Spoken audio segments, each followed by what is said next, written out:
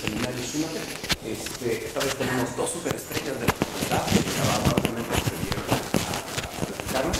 Y particularmente el tema del que nos van a hablar es muy interesante. Pues la publicación del libro Un acercamiento a los fundamentos del cálculo, escrito por el profesor Fernández. Y según tengo entendido, pero eso se va a aclarar durante la plática, ¿no? es parte del resultado de las notas que Javier ha utilizado a lo largo de muchos años, ¿no? para impartir las materias, y entonces los organizadores del Súmate les agradecemos muchísimo que se hayan tomado la molestia y que hayan accedido a realizar este ejercicio. Entonces, pues vinieron a ver así que hago mutis por el foro. Bueno, entonces, a ver, según lo que platicamos Javier y yo, yo un poco estoy aquí como de comparsa nada más, para dar motivo a la plática o introducir algunas ideas para más o menos ver por dónde hacer la plática. Hacer un libro no es sencillo, y mucho menos un libro que se quiere que sea un texto o un libro de apoyo a los cursos que se dan en la facultad, en este caso de los cursos de cálculo. No es una tarea fácil, porque además, imagínense ustedes cuántos libros que tocan temas de cálculo deben de existir. Es decir, hay una cantidad realmente debe ser grande. Entonces hacer un texto con estos temas no es algo tan sencillo, aunque tampoco es tan difícil, sobre todo cuando se tiene tanta experiencia dando la clase como es el caso de Javier, ¿no? Entonces, quizás tendríamos que empezar a preguntarnos, a pedirle a Javier que nos platique de cómo piensa elaborar este texto, en qué está pensando, cuáles son sus objetivos, ¿no? por dónde se quiere ir. Creo que esta es una de las partes muy interesantes que a veces es difícil que se puedan ver cuando uno lee el libro, y entonces es muy interesante pues, aprovechar que uno tiene cerca al autor para hacerle ese tipo de preguntas, ¿no? Otra cosa también muy importante de estos libros, les digo, la mayoría se hablan de temas pues, que ya se pueden encontrar en muchos textos. Pero cuando uno hace este tipo de libros, este tipo de obras, lo que uno aporta es esa visión personal de los temas, y en muy escasas ocasiones pues se pueden aportar tal vez nuevas demostraciones de temas o de resultados ya conocidos, y con menos frecuencia todavía yo diría que se pueden hacer cosas originales en términos conceptuales, ¿no? O de resultados, que justo eso es esa cosa tan excepcional que pasa muy raro cuando uno escribe un libro con estos temas. Resulta que en este libro sí resulta que hay algunos temas, algunos resultados originales y conceptos originales. Entonces, esta es una aportación muy importante y que yo creo que vale la pena destacar y aprovechar y pedirle a Javier que nos platique sobre estos temas. Y bueno, en general, cómo pensó la obra, cómo uno piensa cuando se escribe un libro, cuáles son los capítulos, cómo los ordena. Todo eso hay una concepción detrás, hay toda una idea de qué es lo que uno quiere decir, y todas esas cosas se reflejan en la forma en que ordena uno el texto, etcétera, etcétera. Entonces, pues yo diría que, digamos que le pediríamos a Javier que desarrollara, ¿no? O nos platicara un poco alrededor de estas ideas, si les parece bien. Y de hecho, pues si entre el público también hubiera otras dudas, creo que eso ayudaría muchísimo, ¿no? Para orientar y darle una fluidez, ¿no? A esta plática. Es que cuando Roberto me comentó de hacer una presentación del libro en este seminario, el problema que teníamos es que ya estaba convocada una presentación global del libro en la facultad. Y le comentaba yo a Roberto que buscáramos alguna modalidad que pudiera ser más atractiva, distinta a la forma usual en que se presenta un libro, ¿no? Y la modalidad que pensamos fue esta de un diálogo entre Javier y yo. Yo, sin saberlo, cuando usted escribe en un libro, el Departamento de Matemáticas nombra dos árbitros anónimos, que no supe quiénes eran los árbitros, hasta que vi al final los árbitros escriben una reseña sobre el texto, una evaluación sobre el texto. Yo le agradecí sinceramente a los dos árbitros la evaluación que hicieron, fue muy, pues no sé, de agradecerse el tipo de evaluación que hicieron. Una revisión muy detallada de cantidad de cosas. Y resultó después de que ya se había publicado el libro, me enteré que había sido Javier uno de los dos árbitros, ¿no? Entonces, pues pensé que una modalidad podía ser esta, que alguien que conoció bien el libro, porque lo revisó de punta a punta, pues pudiera participar en un diálogo sobre este asunto, a ver si salía un poquito más atractivo el asunto, ¿no? Lo que más miedo me da es el tiempo. Tengo un problema eterno con eso, ¿no? Entonces voy a tratar de abreviar porque me gustaría que fuera un poquito más interactiva la cosa, ¿no? Entonces, si les parece bien, hago un esbozo general del asunto. Vemos qué preguntas o qué cosas ha pensado Javier para el bombardeo y todo lo que ustedes quieran preguntar, discutir. Bueno, está aquí Ceci, que conoce también el libro perfectamente bien, ¿no? Y pues hago esa exposición, espero que breve, y abrimos una ronda en donde le vamos entrando a lo que quieran que le entremos. Hay distintas vertientes por donde podríamos entrarle. Una de ellas puede ser que les platicara qué cosas se quedaron en el tintero a la hora de escribir el libro, qué cosas ya que salió, bueno, ya que lo terminé de escribir, pensé que había que se podía hacer una segunda parte tocando qué cosas, ¿no? Bueno, hay otras opciones, ya veremos, a como ustedes quieran que se desarrolle, pues así le entramos, ¿no? Bueno, en realidad el origen de todo no lo pensé como un libro de texto tal cual. Yo soy consciente que el libro se mete en los temas que toca mucho más de lo que un texto para los cursos de cálculo se podría meter en esos temas. El origen en realidad tuvo que ver con que, bueno, yo entré a la facultad en 1971 como estudiante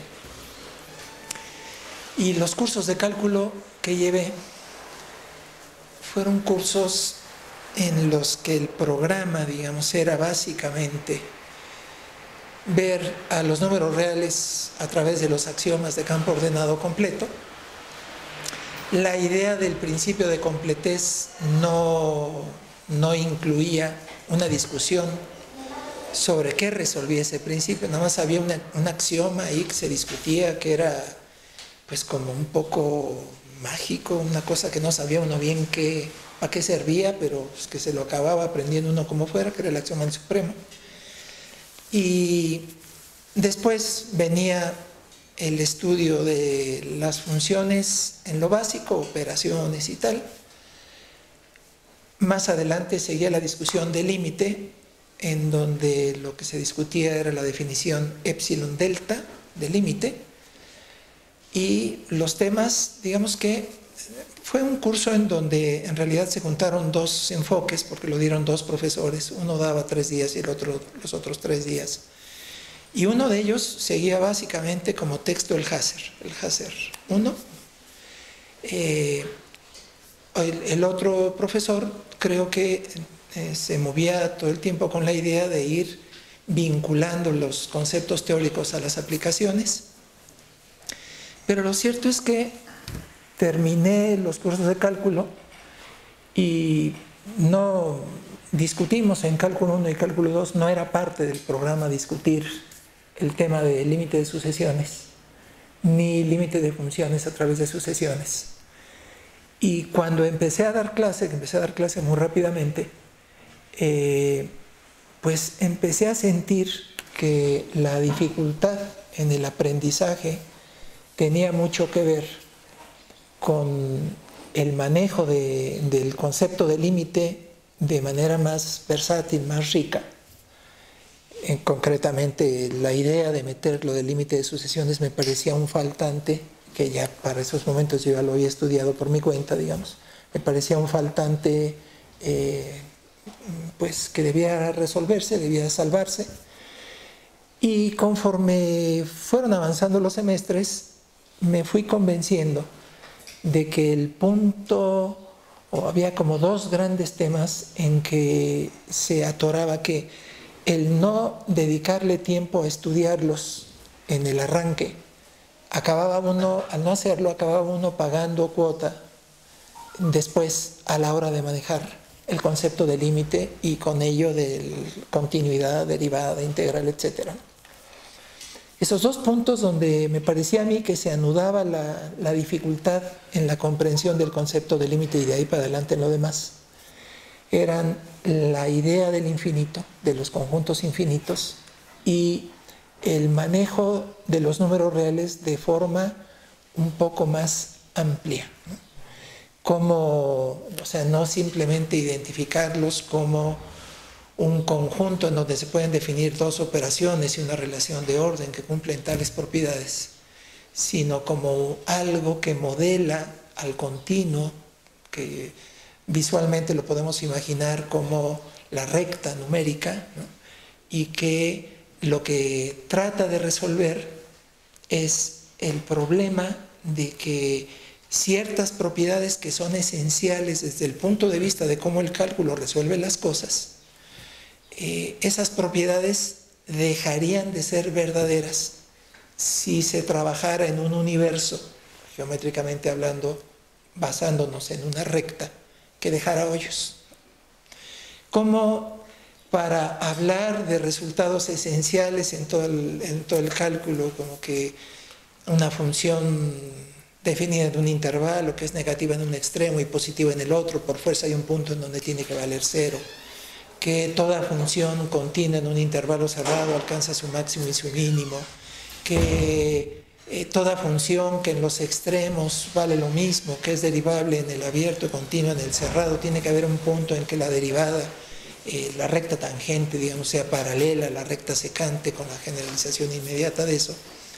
Todos esos resultados dejarían de ser verdaderos uno tras otro si el universo de números en los que se trabajara todo fuera un universo que dejara hoyos, ¿no? O sea, el problema de entender a los números reales como los números con los cuales se resuelve el modelaje del continuo matemático es un problema que desde el punto de vista de cómo el cálculo hace las cosas, o el cálculo usual hace las cosas, pues sin eso no hay manera, pues no hay forma de ir más lejos, ¿no? Entonces, de tiempo atrás, lo que fui haciendo fue empezar los cursos primero con una discusión sobre el infinito. Después, eso tenía algunas ventajas adicionales, y es que es un tema como rompe muchos esquemas. No trae una manera de razonar las cosas que a la hora en que acostumbrado pues a pensar las cosas en términos de conjuntos finitos, que son los que en la vida cotidiana podemos ver para muchas cosas, ¿no? A la hora de discutir que el infinito tiene sus propias reglas, eso tiene una ventaja adicional, en mi opinión, desde el punto de vista didáctico, digamos, y es que se convierte en algo que desata las pasiones entre los estudiantes, el enfrentar, el encontrarse con que hay tales reglas que son ahí diferentes a cómo son con los conjuntos finitos, el ir descubriendo cómo opera, cuáles son esas reglas. Digo, adicionalmente tiene la ventaja de que va haciendo con un universo que uno apenas conoce cuando entran a la facultad, como que se rompan rigideces, ¿no? Se abra la polémica y el curso pueda irse perfilando como un curso que avance basado en la discusión, ¿no? Mi apreciación particular, por supuesto, en esto lo que tendremos que ver es cuál es la apreciación de los estudiantes de las distintas generaciones para ver qué balance hacen al paso de los años de eso, ¿no?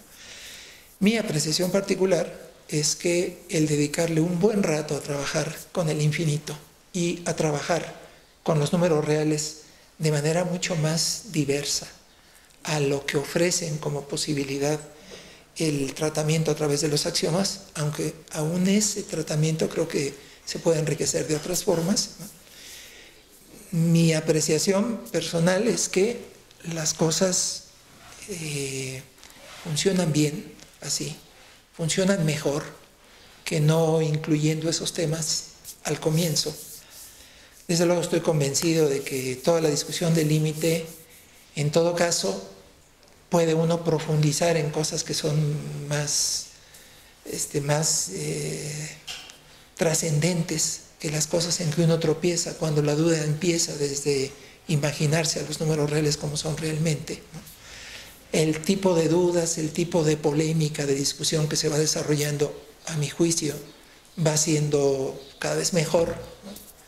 Yo he sentido al paso de los años que se van concentrando, digamos, muchachos pues muy buenos en toda la discusión, ¿no?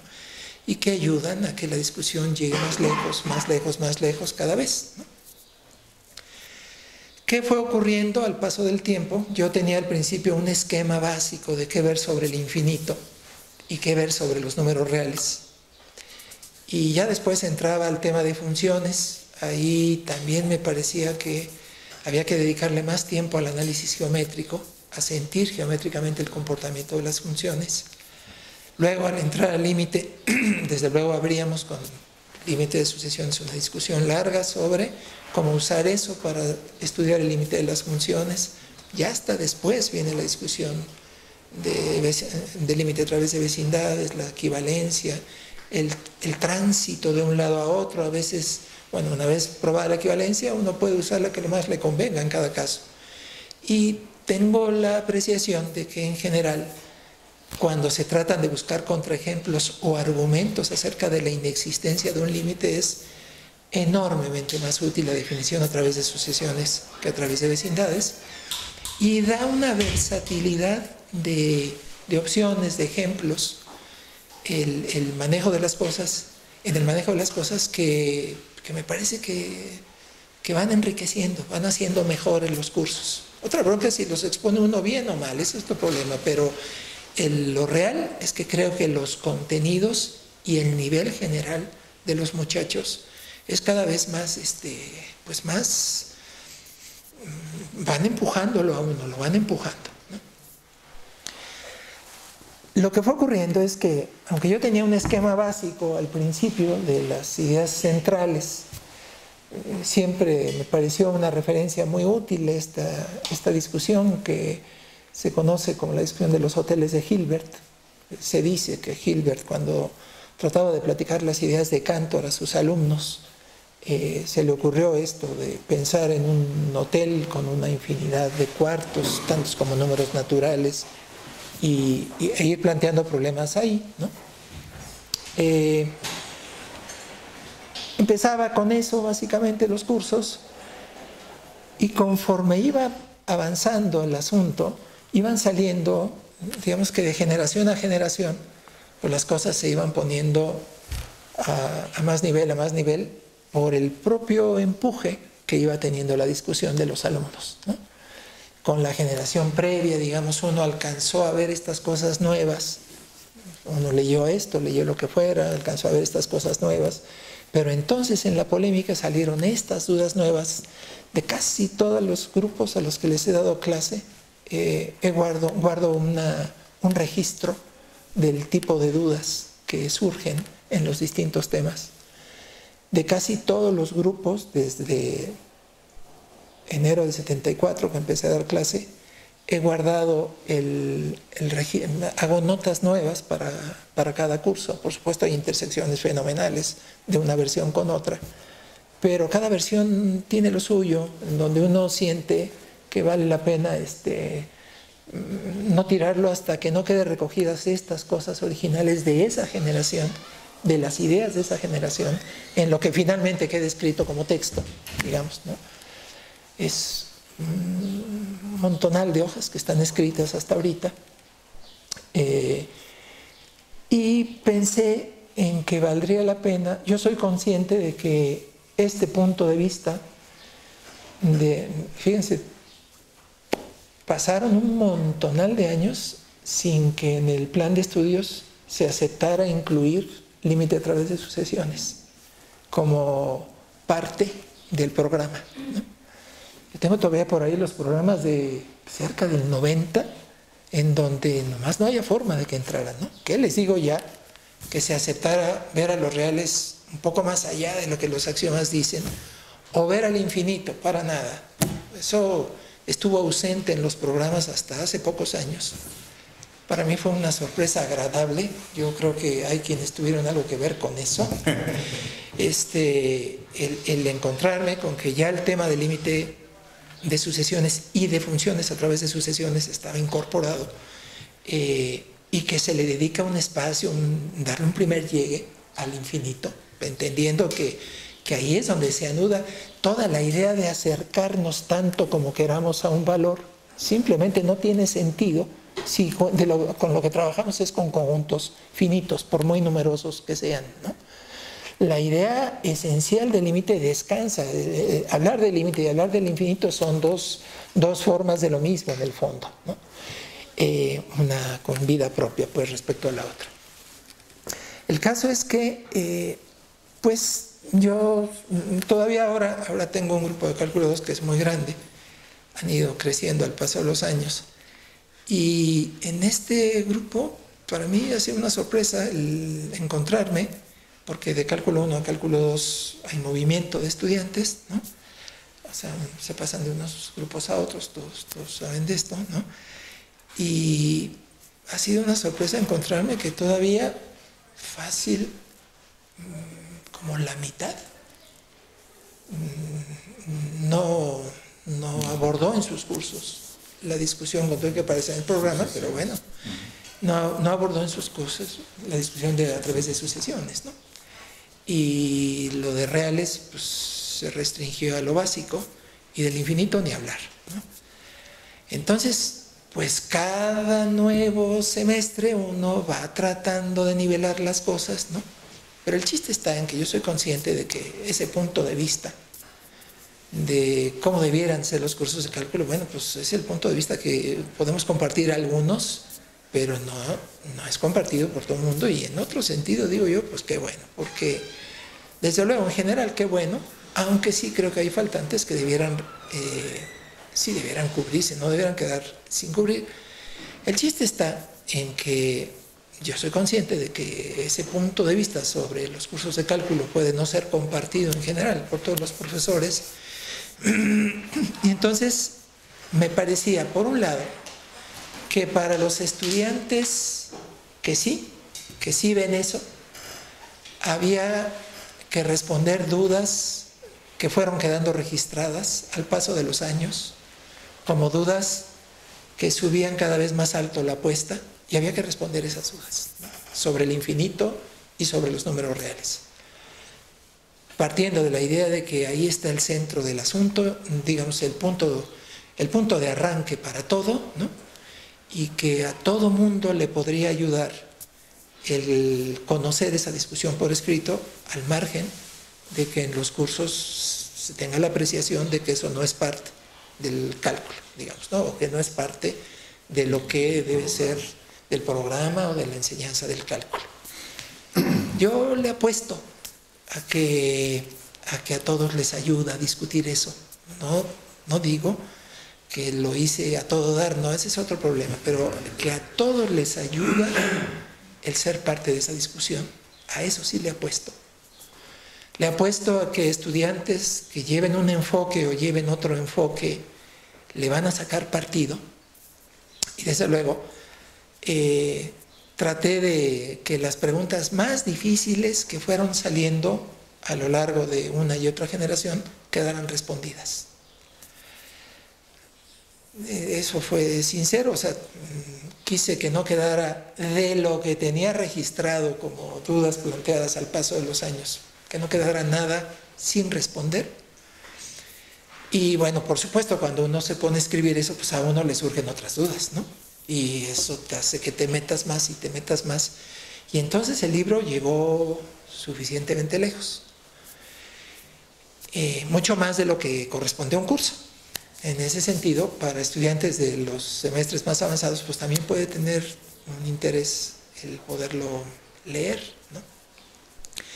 Cosas como que, por ejemplo, habitualmente después de discutir las propiedades estas que parecían contradecir el sentido común de que los números naturales contienen subconjuntos propios que se pueden poner en relación biyectiva con la totalidad, que después uno enfrenta el hecho de que ese es el rasgo distintivo de cualquier conjunto infinito, que incluso se puede definir de esa manera un conjunto infinito, ¿no?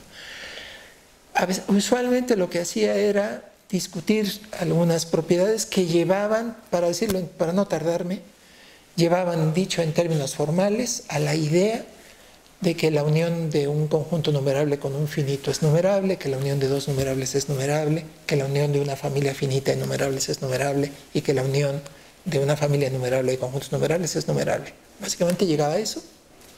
Después discutíamos qué características tenían los números racionales, que dada la densidad de los números racionales en la recta, no deja de resultar un poco sorprendente por más que se ha estado trabajando con ejemplos, todo esto de los hoteles que les decía previamente, no deja de ser un punto que para un pedazo grande de quien se acerca por primera vez le resulta difícil de imaginar que pudieran ser numerados, con todo que tienen la propiedad de que si hablamos del orden de magnitud dado uno, no existe el siguiente y no existe el anterior, ¿no?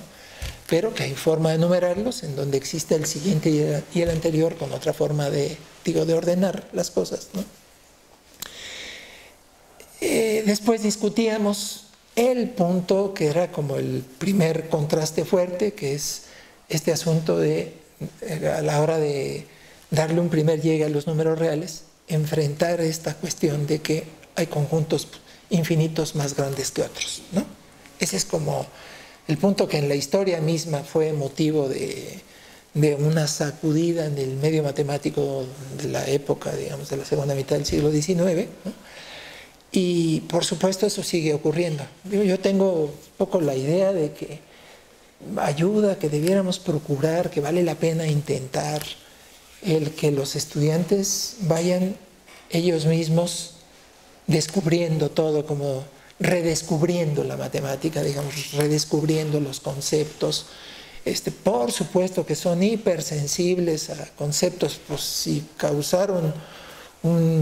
provocaron un vendaval de ideas, de polémicas en el siglo XIX, por supuesto a quien las va conociendo apenas, pues le siguen causando como mucha,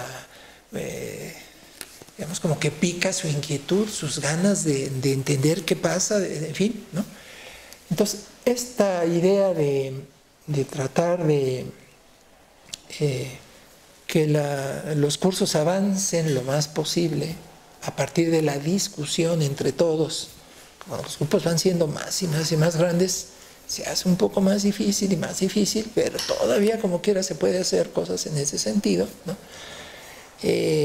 Y esta cosa de que vayan redescubriendo todo un universo de resultados, de conceptos, en fin, ¿no? En ese proceso, bueno, ahí juega un papel importante esta discusión de que los reales son un infinito más grande que el de los naturales, y habitualmente terminaba esta discusión con la siguiente cuestión. Dice, bueno, entonces tenemos dos conjuntos infinitos, que son el de los naturales y el de los reales, y surgen tres preguntas inmediatamente a partir de eso, ¿no? La primera es si hay un infinito más chico que el de los naturales. La segunda es si hay infinitos más grandes que el de los reales. Y la tercera es si hay algún infinito entre los dos, ¿verdad? Y cerraba el tema diciendo, bueno, la respuesta a la primera pregunta, si hay un infinito más chico que los naturales, es no. Y la prueba es muy simple, haciéndose uno como que no oye, con el hecho de que ahí está usando uno para probar eso, el axioma de elección, pero como es todo otro tema el axioma de elección, podrán comprender que si todo eso no ha sido parte de los cursos N años, y en los cursos lo meto porque lo meto eso, toda la descripción del infinito, todo lo de reales visto de otra manera, el análisis geométrico de las funciones me lleva como 2 semanas del curso, ¿no?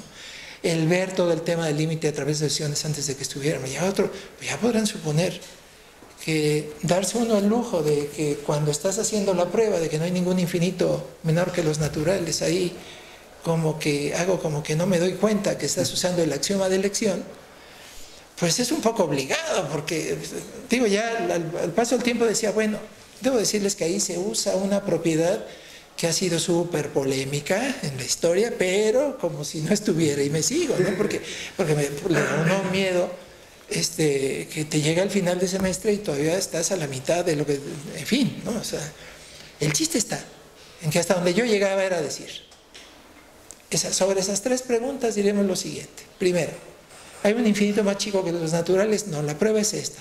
Sale muy rápida y un comentarito ahí para escurrir el problema, ¿no? En cuanto a si hay infinitos más grande que el de los reales, la respuesta es sí. Y básicamente trabajar con el conjunto potencia y comentarles que con el mismo criterio de construcción, ya que generamos un conjunto con cardinalidad mayor que los reales, le aplicamos el mismo criterio a ese y se genera otro más grande que él, de manera que para arriba no tienen tope de magnitud, de ser grande, digamos, en los infinitos, ¿no? Y en la tercera pregunta, que es como el asunto, ¿no? Decía algún infinito en medio, simplemente les comentaba, bueno, pues Cantor toda su vida pensó que sí, luchó y luchó y luchó y luchó por probar que sí, pero no pudo.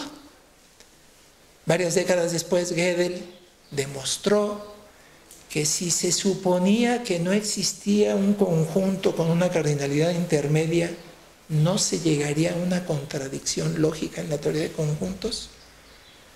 Eso no era probar que sí había, pero parecía como guiñar el ojo en el sentido de que pues parece que sí, ¿no? Y luego llega Cohen en el 62, 63 y demuestra pues este asunto de que pues resulta que si supones que hay no uno, los que quieras de infinitos entre esos dos, ¿no? Tampoco llegas a ninguna contradicción, lo cual pues genera como una bronca, y lo único que alcanzaba a decir antes del libro era esa es una discusión que en un sentido sigue abierta, para unos ya quedó, ¿no? Se trata de enunciados independientes, la hipótesis del continuo, pues estamos hablando de la hipótesis del continuo. Hay sistemas axiomáticos de la teoría de conjuntos que la consideran verdadera, otros la consideran falsa, eso da lugar a estructuras diferentes. En general, pues no se le incluye como parte de la teoría de conjuntos, y hasta ahí quedó la cosa. Para otros, como que hay un sinsabor ahí, no, y esa no es una cosa que debiera quedar a contentillo, de que si quieres la incluyes y la usas para lo que te sirva, y si quieres no la incluyes y usas la estructura para lo que te sirva. Como que hay una cuestión más sustancial del asunto, ¿no? Que se ve que todavía falta algo por hacer. Pero llegaba a ese punto y se acabó el tema. Entonces, mañana empezamos tema 2, reales, y ya lo dejaba. Por supuesto, cuando uno lleva 2 semanas discutiendo eso, si no es que más, ¿no? Toda esta problemática, pues un bolón de muchachos pues ya no se quedan así, como que uno dice, bueno, ya, o sea, empieza no, a ver, espérame, pero y no puede pasar, etcétera, ¿no? Empiezan a surgir preguntas que, claro, una las oye llegar y pues es eso de no me tientes, Satanás, porque te vas ahí, ¿no? O sea, se va la discusión ahí, pero pues tenía un poco que saltarme. Entonces, ¿qué decidí? Entrarle bien. Bien, cuando digo eso, no crean que estoy haciendo ninguna clase de presunción, no me refiero a eso, me quiero decir, entrarle lo más que pueda, pues, de la mejor manera que se me ocurra, sin escurrir las dificultades, abordar, enfrentar el asunto, ¿no? Abordar el asunto del axioma de elección, abordar el asunto de el trabajo con cardinalidades mayores, en general, con números cardinales en general, y abordar el asunto de la hipótesis del continuo. No es un libro de teoría de conjuntos, o sea, no se trata de... Mi intención no era abordar eso con los conceptos formales, los teoremas, no, la idea era discutirlo de manera que, lo voy a decir de manera que yo sé que no es tan así, pero algo de eso tiene, ¿no? De manera que alguien que ya participó en esas discusiones en primer semestre pueda penetrar, pueda seguir la discusión, y si hay cosas que se le atoran porque se va enredando todo, que después quede un poco picado en el gusto, lo que sea, por regresar a eso, volver a eso, y poder ir más lejos en qué está pasando ahí, ¿no? Esa parte, debo decirles, bueno, el libro tuvo una versión preliminar, que igual yo lo mandé a empastar afuera, imprimí 25 ejemplares, lo repartí entre profesores de distintas áreas para recoger comentarios, observaciones y tal. Y después, en la segunda edición, pues ya metí todo lo que... Fue una cosa buena esto de profesores y estudiantes, ¿no? De hecho, hay un estudiante que fue de quienes me hizo las observaciones que atravesaron más todo el largo que está aquí, que es, bueno, era estudiante, ahora ya es toda una matemática en forma, ¿no? De todas esas observaciones, pues valió la pena porque pues llegan muchas ideas para ir moldeando, ¿no? Con las observaciones de los dos árbitros, ¿no? Y las inquietudes que uno mismo tenía de cómo habían quedado las cosas en la versión preliminar, ¿no? Digamos, el brinco más importante de la versión preliminar a la versión final tiene que ver con todo lo que actualmente es el capítulo 4, que es la discusión.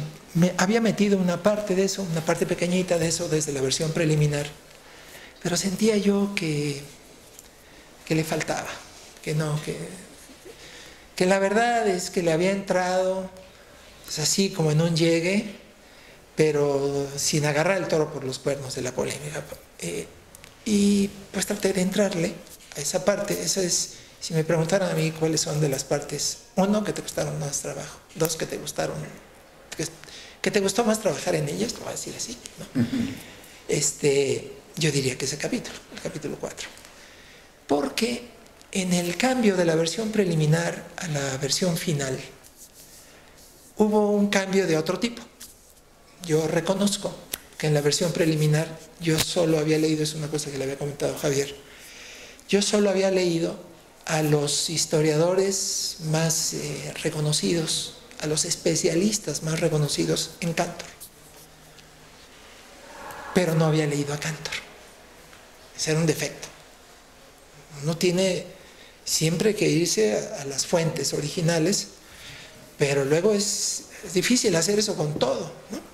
De hecho, los cambios de la versión preliminar a la versión final fueron dos, que tuve que ir a las fuentes para ver qué onda con Euler, qué pensaba él, porque yo había puesto en la primera versión una cita de Euler sobre el infinito, que es una cita que por un lado reflejaba mucha confusión en el manejo del concepto, hasta cosas que en términos actuales uno diría pues, es absurdo plantearlos de esa manera, lo que fuera. Euler, estamos hablando de los pocos matemáticos en la historia que han gozado del don de la genialidad, digamos, ¿no? Entonces uno veía la cita y decía, no, esas formulaciones, oye, bueno, eso es lo que te refleja, qué difícil era agarrar ese problema para la matemática, para la ciencia, qué difícil ha sido, ¿no? Para que personalidades de esa talla hicieran esas formulaciones, bueno, reflejaba eso, creo yo, ¿no? Pero el otro problema que tenía en la cita es que yo la quise dejar registrada porque me parecía que, pues, que revelaba. Yo cité a un historiador al poner esa cita. Pero confieso que si me hubieran preguntado, oye, ¿qué demonios quería decir con eso? Hubiera tenido que decir, pues no sé, pero que quede registrado pues, para que alguien lo piense después, ¿no? Entonces, uno de los dos árbitros me escribió un comentario y me dijo, pues sería bueno entender qué quería decir Euler con eso, ¿no? Y pues eso pues abrió todo otro asunto, ¿no? Que, bueno, traté de entrarle a eso. El desenlace final fue una sección resumida de eso, pero que creo que aclara. El resumen, que yo rarísima vez no tengo el don de resumir, ¿no? Esa vez creo que quedó más o menos bien resumida la idea de Euler que nos encontramos. Un artículo posterior al artículo que estaba citado por ese historiador y que no se entendía qué es lo que decía. Resulta que salieron en inglés publicado un texto en el año 2010 y pues pude tener ese texto en la mano, le dedica un capítulo entero a discutir sus ideas sobre el infinito y pues eso fue un agasajo. Ya que tuvimos ese texto en la mano, entonces ya pudimos entrarle. Pero la otra parte, la que estaba más cachetona, era todo lo que tiene que ver con los números ordinales de Cantor. Les comentaba, para la versión preliminar había estudiado lo que los historiadores más reconocidos sobre Cantor decían de él y de sus ideas sobre los números ordinales, eso y lo leí completo, digamos. Bueno, hasta donde uno puede decir eso, es lo que uno sabe como los más reconocidos. Resulta que a lo mejor hay otros que uno no leyó. Bueno, pero vamos, así estaba ahorita en la mañana recordando, leí lo que escribió sobre este asunto Daubén, Gratanguines, Hallett, Carlos Gómez Bermúdez. Él es un español que hizo una traducción al español de los originales de prácticamente toda la obra de Cantor, hasta donde entiendo, si no es amplísima la traducción. Yo siento que es un poco rígida la traducción a mi gusto, pero indudablemente el tipo sabe del asunto. Ferreiros, Hinks y otro tipo de historiadores, Smulian, Lavín. Hay una traducción al español de un libro de Lavín sobre el infinito que se hizo aquí por un profesor de la facultad, ¿no? El chiste es que había leído lo que todos estos matemáticos, historiadores, filósofos, algunos, habían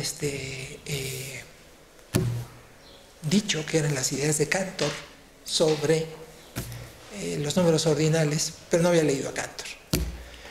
Y claro, resultó que el libro ya estaba terminado y me dijeron no hay dinero. Eso fue en junio del 14. Hay que esperar hasta, no, del 15 debe haber sido, 2015, sí, 2015. Hay que esperar hasta el enero del año que entra.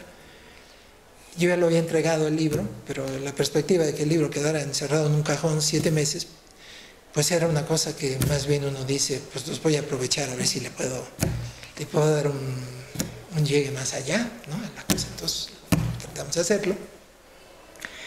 Esa parte siento que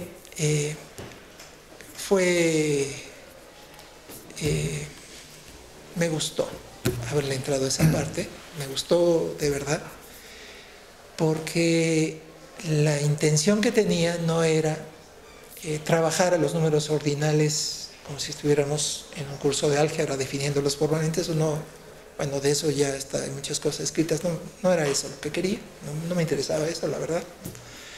Lo que quería era ver si era posible meterse en la cabeza de Cantor para entender, y es complicado, porque como saben,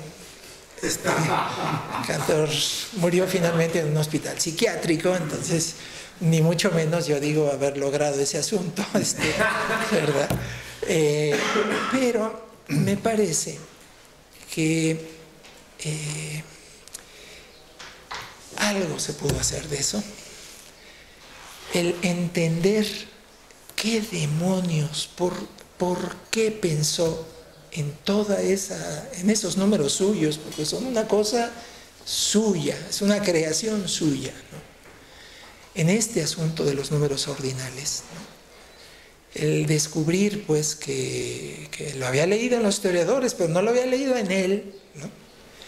El cómo razonó primero, cómo el problema en el fondo, la obsesión, pues yo creo que podríamos decir que la obsesión de su vida fue resolver el problema de la hipótesis del continuo. Lo de infinitos menores y mayores ya estaba contestado. La polémica, que fue un polemicón marcadiablo que se desarrolló cuando se utilizó el axioma de elección y si se aceptaba y no se aceptaba en un curso de 2 años, eso lo narro en el libro. Ustedes ven la lista de matemáticos que le entraron a la polémica sobre el axioma de elección y uno se da cuenta cuando en 2 años, desde luego eso generó una polémica tremenda, pero en cierta manera Cantor como que no se metió en eso. Su obsesión estaba en otro lado. Su obsesión estaba en qué onda, ¿hay un infinito en medio o no lo hay? Digamos, él pensando que no lo había, ¿no? Y entonces, si hubiera que decirlo coloquialmente, yo lo que diría es que lo que trata de hacer es como intenta probar que no lo hay y no puede. Entonces lo que trata de hacer es, bueno, hay una infinidad chica que es la de los números naturales. Hay otra infinidad inmensa, pasmosa, que es la de los números reales. A ver si podemos algo así como construir una escalera que pase de un infinito al otro, con cuidado de que no se meta nadie en medio, digamos, ¿no? Generar un siguiente infinito después de Aleph 0, después un siguiente infinito, y lo va construyendo, pero así, con cuidado de que no me vayan a decir después que aquí se metió otro. No, entre este y este no puede haber nadie y aquí lo demuestro. Y entre este y este no puede haber nadie y aquí lo demuestro. Y genera toda esta estructura de los Alephs, ¿no? Y termina generando toda esa estructura, y lo hace primero de una manera y después de otra manera. Que es una delicia seguir los razonamientos, ¿no? Porque primero lo hace tratando de descubrir lo que él llama como principios de generación de números. Los números naturales se generan con la idea de, dado un número, aumentarle otro y con eso obtenemos el siguiente. ¿Qué otros principios de generación podemos crear para construir conjuntos que vayan más lejos que los naturales? Mete un segundo principio de generación, un tercer principio de generación, y va generando toda la estructura de los Alephs, ¿no? En eso cae enfermo, es la primera vez que entra en una crisis, entra en un hospital psiquiátrico, pero lo sorprendente es que uno pensaría, entra y bueno, ya lo obligaron a descansar del asunto, hay toda una discusión ahí de si es haber trabajado algo así como, oye, si te metes de esa manera con el infinito, ni modo que no acabes así, como si ese fuera el problema. No, en realidad hay registro de del médico que lo trató y que decía, había como 2 cosas que se dicen mucho luego de que fue trabajar con cosas tan enredadas, tan complicadas lo que generó esa enfermedad, y otra que tenía un conflicto casado, en realidad que lo tenía Kronecker con él, no él con Kronecker, aunque después pues ya fue para los 2 lados, ¿no? En donde como las ideas que iba generando rompían una cantidad de esquemas, pues claro, los matemáticos con una visión más tradicional, más conservadora, digamos, de las cosas, ¿no? Pues se veían sacudidos por esas cosas. Entonces hubo un proceso, un hostigamiento. Kronecker tenía fuerza en el medio matemático alemán, un hostigamiento que también se conjeturó si eso no habría, ese hostigamiento, porque sí hay cosas que revelaban una obsesión de Cantor en ese conflicto con Kronecker, ¿no? Pero si habría sido eso lo que lo habría enfermado, Y bueno, el psiquiatra explícitamente a las dos cosas dice no. Entonces, el problema es un problema que él trae, ¿no? Bueno, y que en tal caso, digamos, esas cosas, hay una cita que meto ahí en el libro que dice que pueden haber desencadenado una crisis de la misma forma en que cuando está por caer una avalancha, tú das una palmada y se desencadena. Entonces, la palmada pudo ser un conflicto con Kronecker o pudo ser esta dificultad que no lograba salvar o lo que sea, pero no ese es el problema. Bueno, dejando eso de lado. Entra al hospital psiquiátrico y para mí fue una sorpresa, ¿no? Porque sale del hospital psiquiátrico y sale lleno de ideas de otra manera de ver las cosas, de otra manera de construir los números ordinales, de construir su escalera, radicalmente distinta. Deja de lado esto de los principios generadores de números y adopta la idea de caracterizar a los conjuntos por el tipo de orden, a los conjuntos infinitos en particular, que son los que interesan en este caso, ¿no? Aunque lo que hace también sirve para los finitos, pues por ahí no tiene mayor chiste, ¿no? Por el tipo de orden entre sus elementos, ¿no?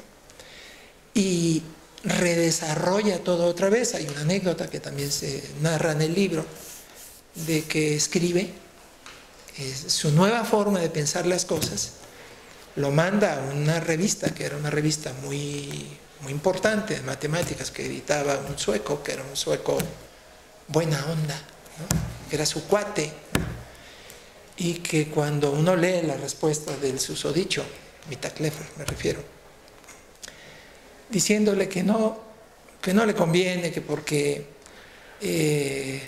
son ideas que a lo mejor dentro de 100 años se va a reconocer que fueron muy importantes, pero que pues que no son bien vistas en el medio, que no le va a convenir a él, o sea, como si además no fuera un adulto, para que el otro le diga, por tu bien no te lo publico, ¿no? El caso es que no se lo publica, ¿no? Y no, eso fue, no recuerdo el año, debe haber sido 1886, por ahí, si no, ahí luego lo leen, pero creo que fue por ahí de 1886 el año, ¿no? No sale en ese momento. Y entonces él, bueno, claro, queda, yo creo que queda como, hay un elemento de frustración ahí por este asunto, pero sigue trabajando en el asunto.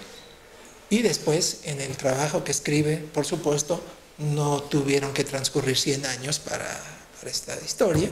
En el 95, y después, en el 95 saca lo que es como su última obra importante, la primera parte de su última obra importante, y en el 97 saca la segunda parte de esa obra, en donde desarrolla toda la idea de los números ordinales, de esta escalera, ¿no? Basada en el segundo enfoque, en el asunto de los tipos de orden, ¿no? Toda la construcción tenía un punto débil, y es que era una construcción que solo era válida para conjuntos bien ordenados. Es decir, no hay ningún infinito entre Aleph 0 y Aleph 1 y ninguno entre Aleph 1 y Aleph 2, etc.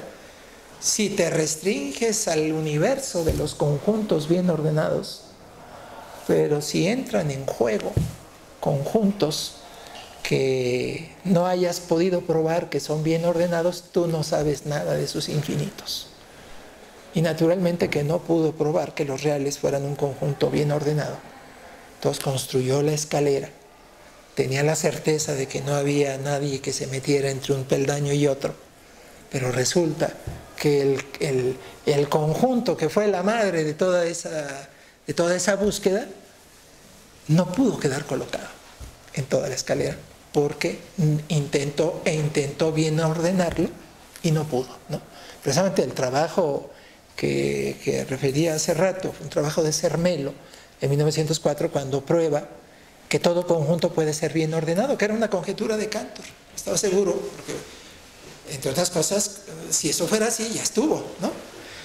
Y cuando publica el trabajo de que todo conjunto puede ser bien ordenado,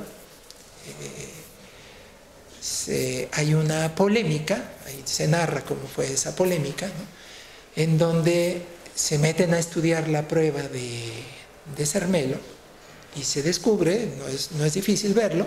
Lo que es difícil es imaginar que eso era problemático, porque es lo que pasa con el axioma de elección. O sea, cuando uno ve el axioma de elección, uno dice, no, ¿a poco esto es verdadero? Sino, ¿qué bronca tienes con que eso sea verdadero? Eso es lo primero que uno... Entonces descubrir, se descubre, se ve ahí en la demostración que en el fondo él prueba que todo conjunto está bien ordenado siempre y cuando se cumpla el axioma de elección. Y no es nada, es inmediato, es de un renglón poder probar que si el conjunto es bien ordenado también, o sea, el sí solo sí, se cumple el axioma de elección. Entonces, a final de cuentas, el problema trasladaba la discusión a otro lado, pero no resolvía pues lo que Cantor. Cantor muere y finalmente queda sin resolver ese asunto. Me encontré por ahí un trabajo de Cohen en donde es interesante porque es algo que él escribe, son unas notas de clase, y siempre en clase uno como que puede hablar no se anda con tantos cuidados para que si te lo publican o no te lo publican, ¿no? O si te van a agarrar ahí. Entonces él, Cohen, después de haber sacado la medalla Fields y todo esto, ¿no? por haber probado lo que probó, él se avienta una diserción ahí, una plática con sus alumnos en donde dice, pues yo la verdad lo que creo es que no es que haya uno o dos, hay una infinidad de infinidades, de infinitudes de distinta escala entre Aleph 0 y el continuo. El continuo es un conjunto mucho más rico, pero el problema es que la teoría de conjuntos con la que contamos en la actualidad no permite, él incluso dice, ¿no? Serán nuevas generaciones que vendrán a mover la base axiomática en la cual descansa la teoría de conjuntos reconocida actualmente, y como fruto de eso, pienso, él está hablando pues, así con la mirada puesta en el infinito, ¿no? O sea, pienso que se va a demostrar que hay muchos infinitos dentro. Chin, ya me alargué en esta parte, ya me alargué en todo. Bueno, déjenme cortar de tajo diciéndoles, bueno, esa parte es la parte del capítulo 4, en fin, ya les dije lo que pienso de eso.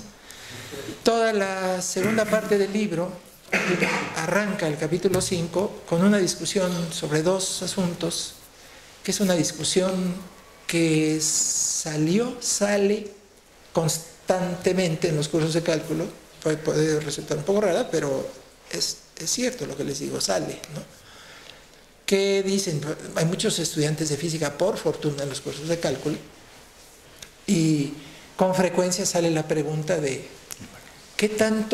¿para qué tanto estudio de los reales si todo parece indicar que los resultados de la mecánica cuántica nos conducen a que el universo es un universo discreto y que lo que correspondería más bien de acuerdo a la física moderna es trabajar con conjuntos de números discretos, desarrollar toda una teoría para conjuntos discretos?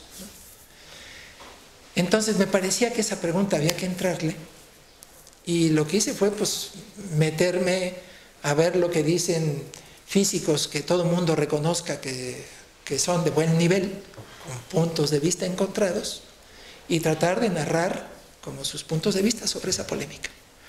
Y el otro punto que frecuentemente sale es, ¿y para qué quieres los números reales si a lo más prácticamente puedes trabajar con números, ¿qué te gusta? ¿Milésimas? ¿Millonésimas? ¿10 millonésimas? Y esos todos son racionales.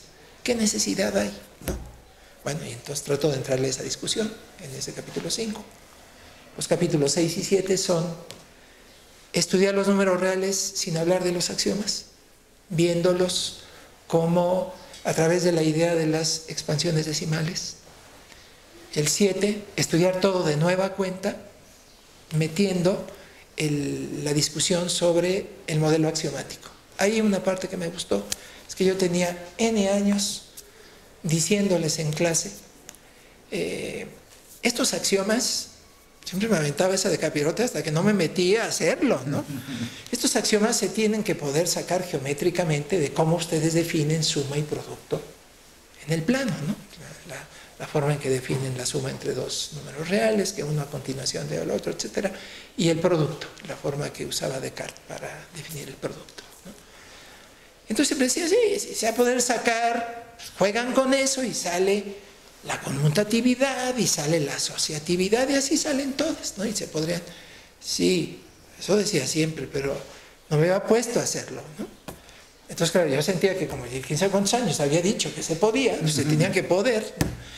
Y a la hora en que se pone uno a hacer ese asunto, empieza uno a ver lo que es armar a Dios en tierra ajena, porque realmente no es nada sencillo. Y esa parte me gustó, como quedó, en donde resulta que todo pudo desprenderse de un solo resultado geométrico. Todos los axiomas de campo, que es el teorema de Pappus. Hilbert hace un desarrollo similar cuando redefine la geometría axiomáticamente. Él lo hace con base en otro resultado que está emparentado con el teorema de Pappus, ¿no? El teorema de Sachs, creo que es, ¿no? El chiste es que sentía que esas pruebas geométricas había que hacerlas nuevas, como a ver si salían, dónde estaba la dificultad, ¿no? Y por lo menos dos de ellas, algunas otras, después pude ver que había cosas hechas, en fin, ¿no? Pero dos de ellas no las encontré en ningún otro lado, entonces, pues sí salieron ahí, ¿no? Tampoco es así que ustedes digan, órale, pues no. El chiste es que me dio gusto el que pudiéramos meter como parte de la formación de todos los estudiantes la deducción geométrica, porque no debe ser una cosa sorprendente, que la estructura algebraica más potente, digamos, la estructura, bueno, en un sentido más potente, la estructura de campo, ¿no? En otro sentido es más, en fin, ¿no? Sí, es más completa, ¿no? Pudiera desprenderse toda de una sola propiedad geométrica. Es una cosa, puse una cita ahí de un escritor australiano que se los recomiendo si no lo han leído ya, que se llama John Stilwell. Escribe padrísimo el amigo sobre muy distintos temas de matemáticas. Y hay una cita en donde él le sugiere a quienes están trabajando en descubrir señales del espacio cósmico acerca de si hay vida o no hay vida en otros lados, que él dice, se suele tomar como referencia ver cosas relacionadas con pi, cosas relacionadas con el teorema de Pitágoras. Entonces él les dice, no, si hay algo universal, es el teorema de Pappus. Entonces busquen enviar la señal y registrar cosas en donde vean si ciertas señales no algo dicen respecto al teorema de Pappus por la universalidad que tiene esa idea geométrica. Que toda la estructura de campo pudiera salir de ahí, pues es una cosa bonita, me parece que es interesante. Bueno, ya, las dos últimas secciones del capítulo 7 me gustaron, porque uno se llama como conclusiones finales y el otro se llama El diablo está en los detalles, en donde, en particular la última, es como decirles, a lo mejor pensaron que el sentido en que se decía esto en la construcción axiomática era pues no es ese. A lo mejor pensaron tal cosa, pues no es así. Pero eso se dice hasta después de que se haya entendido lo básico. Si eso se discute al principio, pues no hay forma de avanzarle, ¿no? Entonces esa parte me gustó también. En todo retrabajar las cosas fue también una cosa es una cosa que traigo de atrás, el que tenemos que meditar más sobre la importancia de la propiedad arquimediana. Entonces traté de meter algunas cosas sobre ese asunto de la propiedad arquimediana. Eso tiene que ver con algo de otro libro que ahí va, bueno, ahí va un cachito, ¿no? Y al final metí un capítulo en donde lo que traté de hacer fue imaginar a los números reales representados con expansiones similares a base 10, base 2, base 8, pero en donde cambiemos las reglas del juego. La guía de esa parte del trabajo fue yo una vez en un seminario que tenía con un grupo de estudiantes que había llevado los 4 cálculos, que luego abrimos cosas que le llamamos cálculo 5 y esas cosas, ¿no? Pero con un seminario con ellos, uno de ellos leyó una cita, que no me acuerdo de quién era, en donde decía que la base 12, no me acuerdo cómo era la cita. El chiste es que no era base 6, que mencionaba trabajar a los números en base 6 es especialmente interesante porque los 3 primeros quebrados, un medio, un tercio y un cuarto, tienen expansión finita en esa base. Entonces, cuando lo leyó en ese seminario, dije, bueno, si es bonita una base porque los 3 primeros racionales tienen expansión finita en esa base, pues sería más bonita una base en donde los primeros 10 racionales tuvieran expansión finita. Y ya puestos en esas, si se trata de ver boniteces medidas de esa forma, pues una base en donde todos los números racionales tuvieran expansión finita y que la separación entre racionales e irracionales tuviera que ver en los que tienen expansión finita. En esta forma de representar los reales son los racionales, todos los racionales y solo los racionales, y los demás tienen expansión infinita. Y buscándole fue saliendo una idea que dio lugar a esto de las expansiones factoriales, que fueron siendo consecuencias de esa idea cosas pues, que para mí pues, fueron una sorpresa, ¿no? Porque resulta que por la forma en que se construye esa base, en que se fue ocurriendo construir esa base, uno de los números emblemáticos pues, de la matemática, el número E, la representación del número E, que visto en base 10 no tiene ninguna regularidad descubierta hasta la fecha, y pasa algo similar que con pi, ¿no? Se han obtenido con las computadoras expansiones de una cantidad muy grande de números y no se ha descubierto ningún tipo de regularidad. Pues resulta que representando de esa manera los números reales, el número E sería el siguiente número, sería el número 1,0.111111111. Mayor regularidad imposible con una cosa adicional. Automáticamente queda hecha la prueba de que el número es irracional, porque tuvo expansión infinita. Digamos que es la prueba más breve que podemos. Claro, una vez que queda probado que los números representados de esa manera tienen expansión finita solo si son racionales en general, ¿no? Total, se le empezó a jalar el hilo a eso y fueron saliendo una bola de resultados que los metí en el capítulo 8 y que pues es otra manera de modelar la recta. ¿Qué pienso de ese capítulo para adelante? Pienso que hay que trabajarle, habría que, casi me atrevería a decir, igual llegamos a la conclusión de que no hay forma de avanzar más. Bueno, está bien. Salieron varios criterios de divisibilidad que uno se sorprende por la facilidad de los criterios. Ese método de representar los números reales, el de las expansiones factoriales, tiene un defecto. El defecto es que el proceso de aproximación es lentísimo. Ustedes quieren una aproximación eficiente, esa no. Se avanza muy poquito a poquito se va avanzando, ¿no? Y se van requiriendo números con unos denominadores cada vez más fenomenales, ¿no? Los racionales con los que nos vamos pegando, ¿no? Esos son los defectos. Pero ¿qué ventaja tiene? Que todo lo que está relacionado con el número E, bueno, no todo, varias cosas relacionadas con el número E, por lo hecho hasta ahorita, por lo menos digo, se simplifican de una manera que uno dice, ¿qué onda? Pues queda demasiado rápido, ¿no? Queda demasiado bien, rápido. Entonces, pues hay cosas abiertas en relación al número E, ¿no? Muchas. Pero una de ellas, claro que no nomás trabaja con E, sino trabaja con la armónica también, y entonces ahí ya las cosas se enredan con esa aproximación. Pero es el asunto de la constante de Euler, ¿no?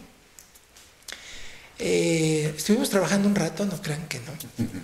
estuvimos trabajando un rato a ver si encontrábamos algo que se pudiera decir usando esa forma de representar. Pues ya cuando ya decidimos que el libro saliera, no, ya lo dejamos por la paz, porque se ve que esto todavía da para más, ¿no? Y punto 1, quizás ayude a probar algunas otras cosas de manera más sencilla relacionadas con el número hoy, quizás. Pero punto 2, a lo mejor se puede pensar una base que así como esa se acabó acoplando a E, se pudiera acoplar, por ejemplo, a pi y sacar algunas consecuencias sobre pi, pero como cambiando, no sería esa misma base. Intenté representar cosas vinculadas a pi, se pone horrible trabajar con pi con esa base, pero en cambio sí hay ideas, se puede calcar, no calcar, sino, bueno, como tomar como referencia un poco lo que se hace para tratar de hacer algo similar con pi y generar otra base y ver si salen cosas que se simplifican o no. ¿Me entienden? Ya, perdón, ese era el problema, ¿no? Ya. Bueno, yo por mí no tengo problema, pero a ver acá el encargado del seminario. Hay que entregar el salón.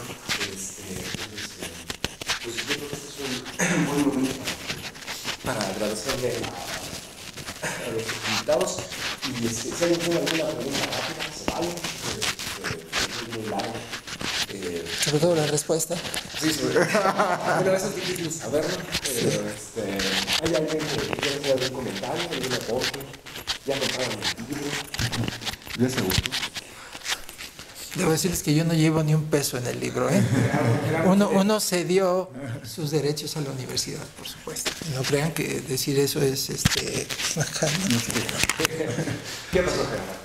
Pues nada más que podemos en un pasillo, no sé si ha habido algún intercambio de ideas con la Pachano, que anda también súper metido hace años con entrar al cero y ya le tengo un año en común y otras cosas.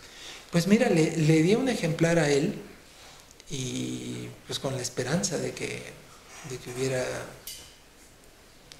respuesta. Entonces estoy esperando a ver qué me dice, ¿no? Antes de que me pusiera a escribir el libro, el último semestre que di clase antes de clavarme a escribir el libro,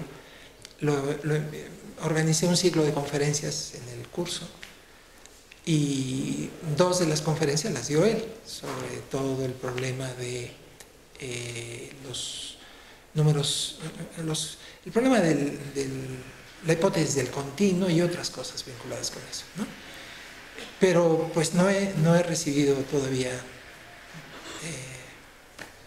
respuesta de su parte, no sé. Espero que lleguen cosas buenísimas, ¿no? Ojalá. Así le picaron las costillas de tu libro, que aún el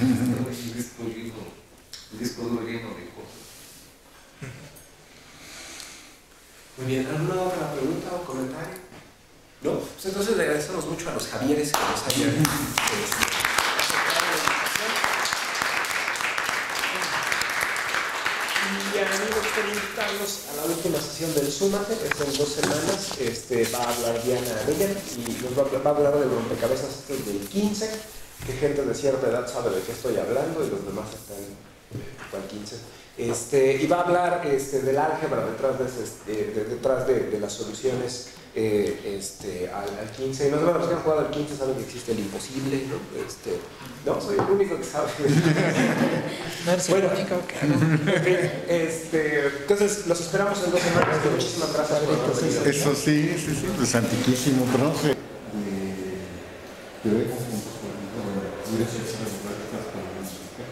Como que empiezan en un lugar alto, ¿no?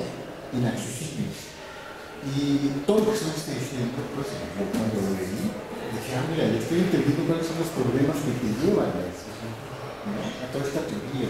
Porque hay todo un curso de entonces es algo que hay que remarcar y esto de las tantas cosas que uno puede recoger aquí en el libro, ¿no? Yo tenía hasta aversión a esos temas, ¿no? Pero lo lees y dices, pues sí, porque ya entendí cuál es el problema. Y también se me pasó decir lo del tren de Papos, por ejemplo, ¿no? Que también se ve que hay cosas bastante originales, diría, no los vas a encontrar. Entonces, hay muchísimas cosas más que eso. Está bien, pues bueno, pues habremos 1000 conversaciones. pero 200